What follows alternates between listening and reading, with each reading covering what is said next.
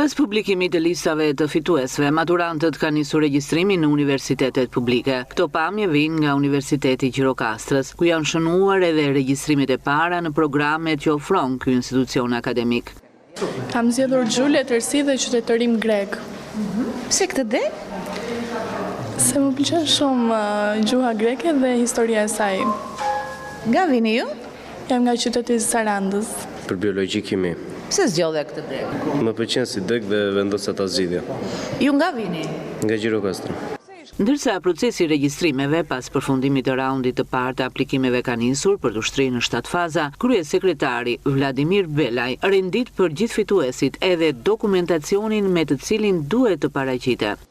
Janë 7 faza 48 orashe, i bëj thirrje maturantëve të rinj që nëpërmjet portalit u Albania të kontrollojnë me ID-n përkatëse të maturës shtetërore, nëse ju bëhet jeshile në sistem, atëherë janë fitues dhe duhet të vinë të regjistrohen brenda 48 orëve. Ecuri ka pasur deri tani. Shpresoj që në ditët në vijim të ketë akoma më shumë. Dokumentat përkatëse që duhen është diploma e maturës shtetërore, për studentët që e kanë me vulë elektronike nuk ka nevojë për ta noterizuar, për studentët që e kanë në maturant të para 3 viteve duhet ta kenë të noterizuar dhe karta identitetit dhe këtu në universitet plotësojnë një formular.